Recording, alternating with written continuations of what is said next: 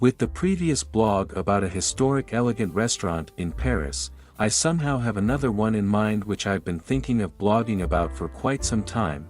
I know that some of you might start rolling your eyeballs and getting tired about all things Paris or France that I have written. No worries, this time we are leaving Paris and heading to the home of the Masquerade Carnival, Venice, to visit a historic Venetian café. Not only it is one of the oldest in Italy, but in the world. Perhaps some of you might hear of the name Caffè Florian when talking about Venice, but somehow I have this question for myself. How much do I know about this historic café exactly, besides using only a few vocabularies to describe it, such as beautiful, old, or traditional? I gave this question myself as a quest before I visited Venice back in almost a decade ago, and I do want to do something more meaningful and value-added to myself instead of solely for the sake of enjoying a touristic moment brainlessly, ordering a piece of pretty pastry and coffee, letting the smartphone to eat the meal first before me, then clapping my butt and leave before proclaiming to the world with a bumper sticker saying I was here.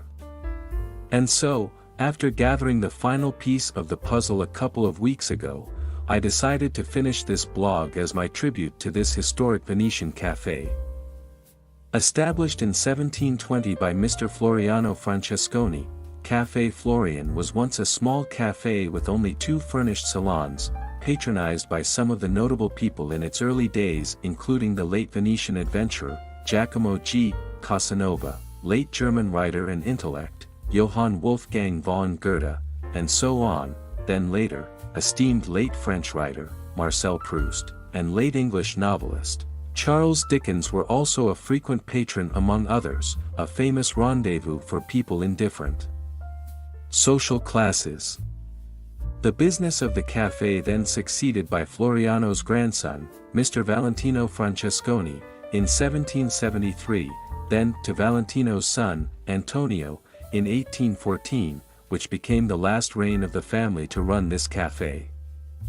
The café also expanded throughout the 19th century with new salons including Sala del Senato, Senate Room, Sala Greca, Greek Room, Sala Cinese, Chinese Room, and Sala Oriental, Oriental Room. The café then passed into new owners, who are Vincenzo Porta, Giovanni Perdelli, and Pietro Baccanello, in 1858, and the undesirable state inside the café leads its restoration subsequently, which the late Italian architect, Lodovico Cadorna, was commissioned to carry out the restoration and redecorating project.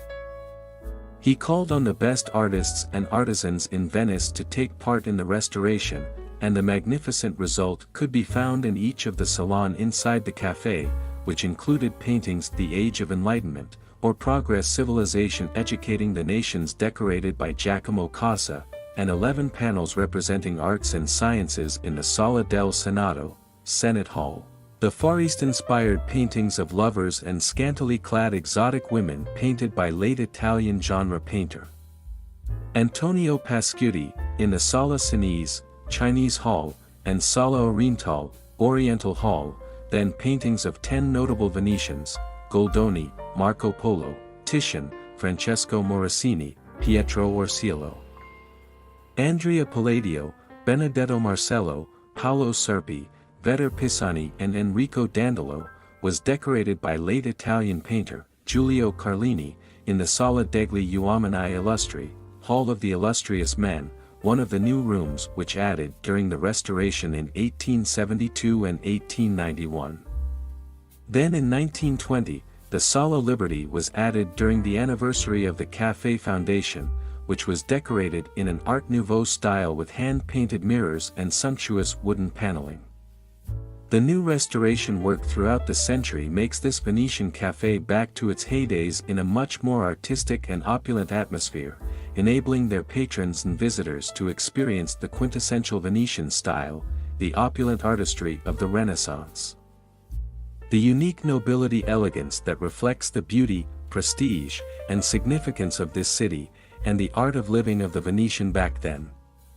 Looking back at the photos taken back in 2016 at Caffè Florian, it was pretty emotional, surreal, and exhilarating. especially when marveling at the beautifully decorated and carefully preserved interior of the Salon Sala del Senato, having a light lunch there while listening to the classic folk-style Venetian music played right at the outdoor area of the cafe on the piazza, with a bit of imagination.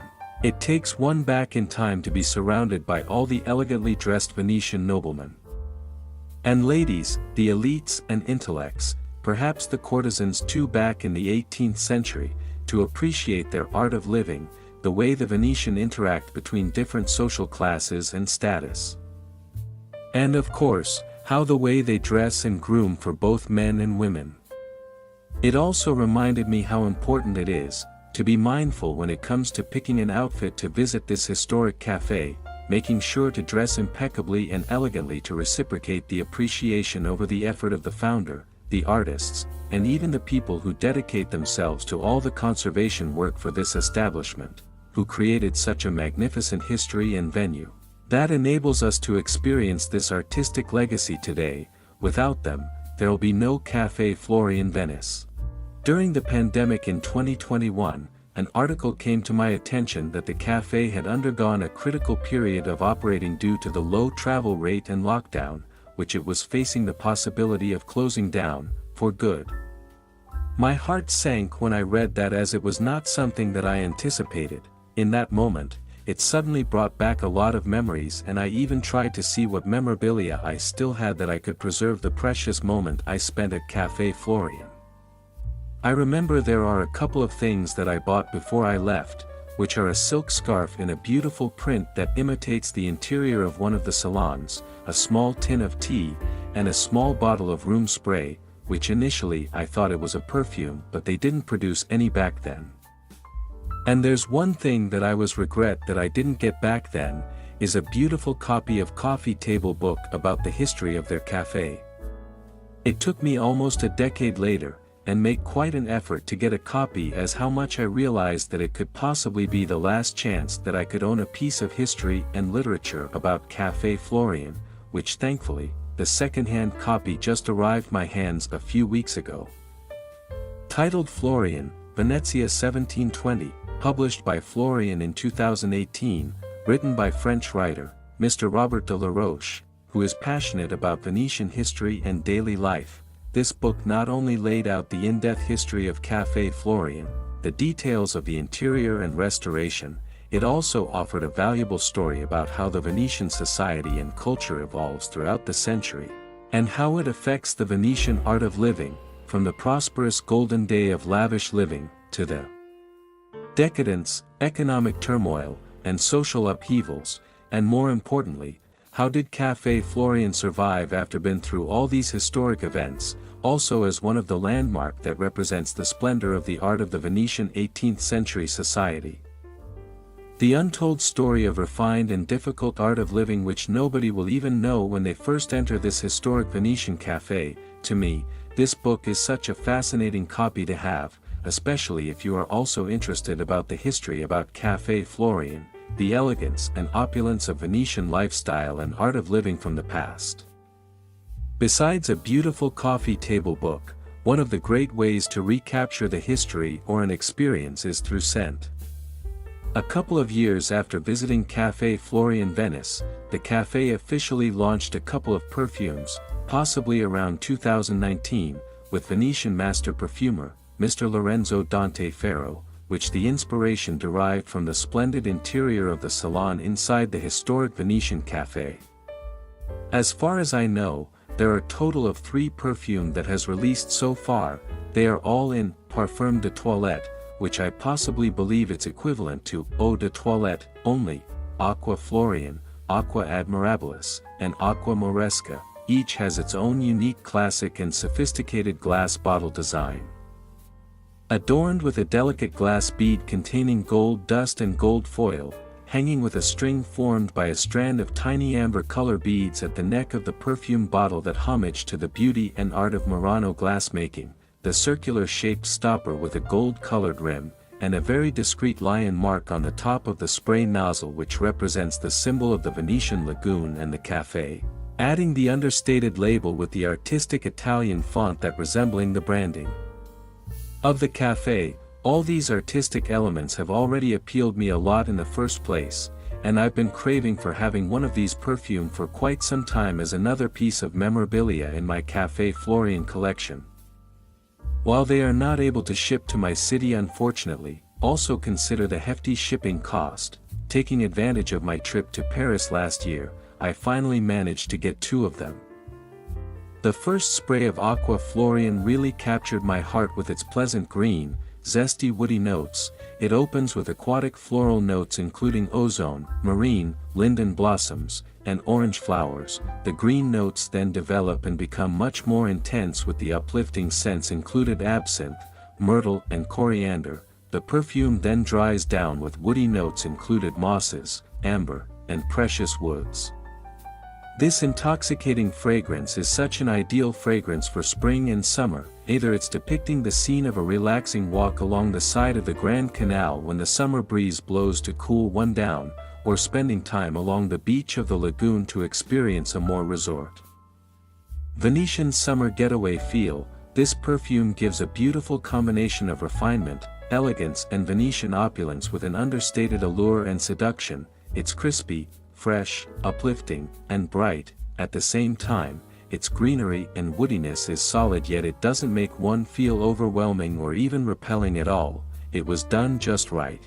It creates a clear image of a very polished and impeccably dressed Venetian aristocratic gentleman in my head, who wears his cream-colored tailored linen suit, matching with the crispy white tailored linen shirt and his luxurious suede ecru-colored yacht loafers, walking along the less crowded Grand Canal, showing his effortless chic and sophistication. Polished and classy, suave and well-bred, which it makes it such a sophisticated, long-lasting, and luxurious-smelling unisex perfume. For Aqua Admirabilis, I had the same kind of impression that I got from Aqua Florian from the first spray. Classified as a floral woody musky perfume, it opens with fresh citrus notes including bergamot and bitter orange, then the fragrance dries down in rich floral and musky notes included jasmine, lily, lemon, and amber. Interestingly, this perfume was originated from an Italian perfumer named Mr. Giampaolo Femini's, who invented this Aqua Admirabilis back in around the late 18th century, which supposed to be the Venetian version of Eau de Cologne during his brief stay in Cologne, Germany, and the first version was in the composition of grape alcohol, musk, rosemary, lavender, bergamot, and neroli oil, which are the most exquisite of Italian essential oils back in those times, with the contemporary interpretation by the Venetian master perfumer Lorenzo and the Venetian Café. The modern version of Aqua Admirabilis is the result of showing the rare artistry that captured the essence of Venetian elegance, a homage to the beauty of Venetian perfume know-how, and its association with the bygone historic splendor, the thriving prosperity, and the glamour that the city of Venice once known for, bridging the past to the present through this distinctive perfume. To me, this perfume has a certain cleanliness that I almost thought it was the combination of lime, jasmines, and a bit of lily of the valley in the beginning, which is pretty dominant. As the perfume starts to develop, it becomes much gentler, gracious, and silkier compared with Aqua Florian, and it's certainly more a perfume than a cologne in my opinion, given its longevity on my skin. Another noteworthy about this Venetian master perfumer's work is that he is one of the very few independent creators and producers of fine fragrances for limited and exclusive distribution nowadays. In other words, these sophisticated perfumes are the work of arts which, unlike any commercial perfume one can easily find in the market, the exclusivity and scarcity will only be comprehended and appreciated by avid perfume connoisseurs and collectors, who strives to look for something that is one of the kind, sophisticated, understated luxury, and made with heart, artistry, and soul. While I won't be able to go back Venice anytime soon, going through the memorabilia that collected so far as well as writing this blog helps me to revisit those precious moments, in particular, spending time in Caffè Florian Venice, as a little tribute to this historic establishment about how this experience has brought such valuable knowledge and impressive memories to my life, and I truly hope, after all the hard times that the Café has been through, it can still sustain going forward without vanish without a trace, letting its Venetian history, its unique café culture, and art of living continue to shine even after 300 years later and beyond.